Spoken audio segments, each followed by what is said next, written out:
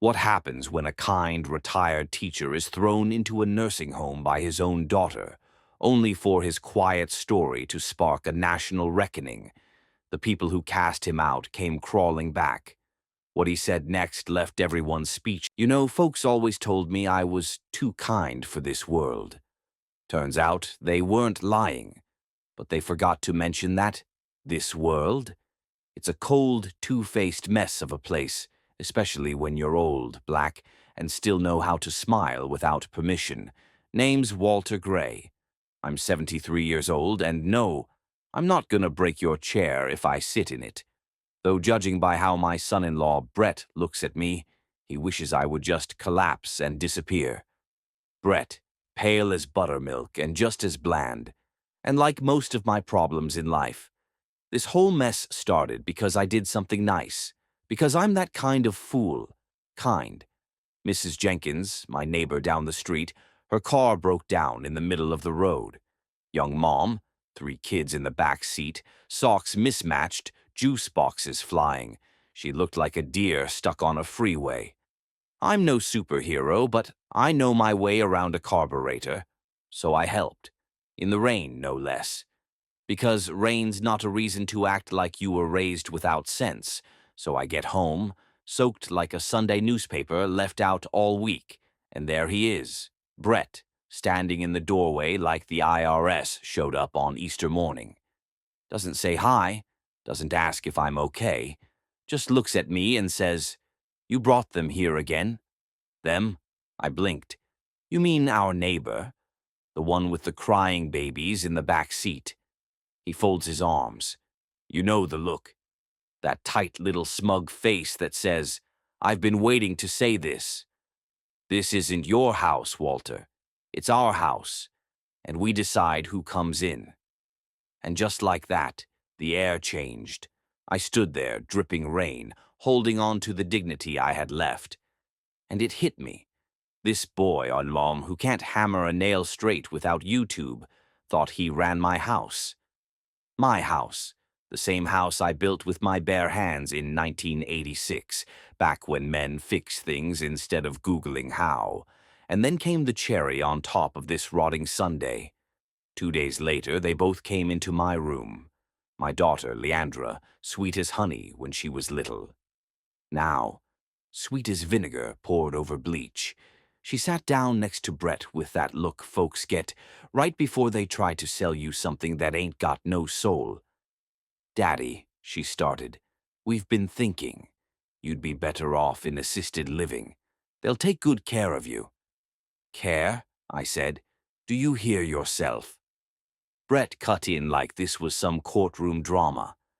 "Everything's already arranged. It's all set." Set. Without me. They planned my exile like a vacation package, like I was just a piece of clutter, an old chair too squeaky for the new decor. You know what stung the most? There weren't no tears, no hesitation, just a cold, corporate goodbye.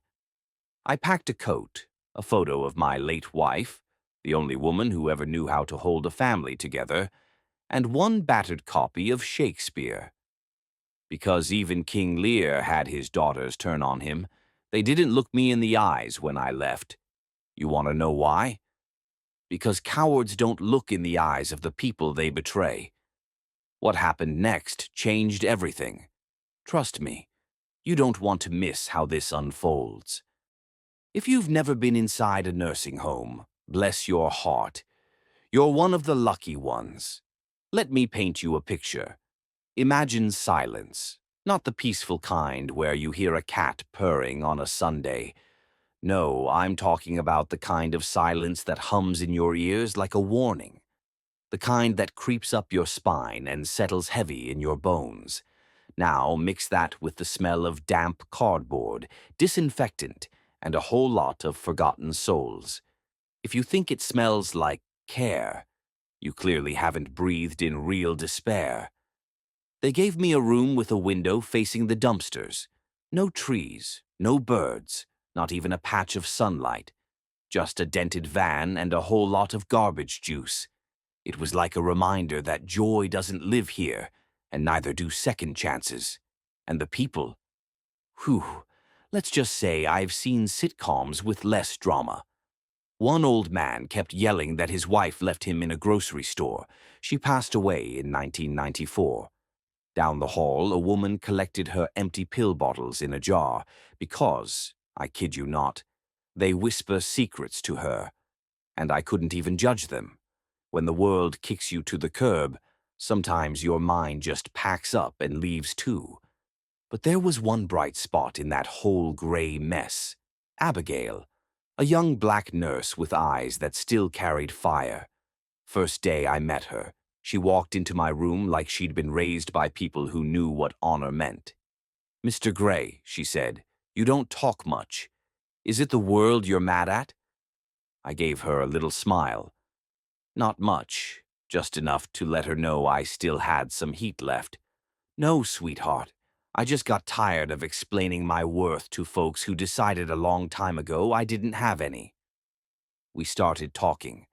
She was the kind who remembered who opened the church doors for her when she was 8, the kind who knew her scholarship didn't fall from the sky, the kind who noticed when dignity was leaking out the cracks in the floorboards. Then one night, she leaned in and whispered, "You know what's really going on behind these walls?" I gave her a look. You know, the kind that says, "Go on, tell me something I don't already feel in my bones." She pulled out a list, a real one. Numbers, breakdowns, categories. How much money the state gives per resident. How much the home saves by cramming 2 folks into rooms built for 1. How the food budget looked like something from a prison canteen back in the Jim Crow days. And the meds? Bought in bulk, expired, watered down like some shady sidewalk lemonade. And there I was, staring at a broken bed, holding a pension check that barely covered socks, thinking, this ain't bad luck, this is the machine, and it's working just fine. For them. Then Abigail made a suggestion that stopped me cold. "Let's record a video. Just talk. Tell your story. Somebody out there needs to hear it. Now listen, I'm a 73-year-old man. I don't tick, I don't toke, and hashtags sound like something you sprinkle on grits. But I saw the fire in her eyes, so I did it. We set up her phone. I sat in my worn-out chair, held a letter I'd written to my late wife, and I spoke. Calm, straight, no tears, no begging. Just the truth. What it feels like to be forgotten by the very people you built your life around. And wouldn't you know it, 3 days later, the internet lit up like the 4th of July. Messages poured in. "That's my father." I did the same thing. I can't sleep at night.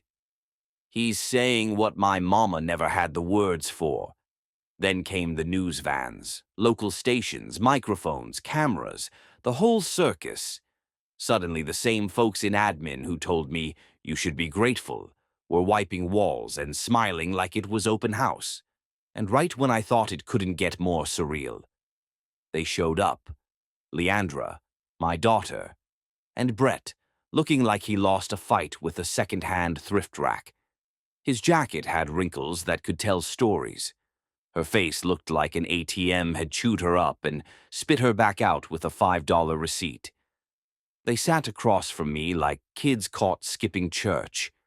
"Dad," she whispered, we have a problem." Brett cleared his throat. "The bank took the house." I leaned back.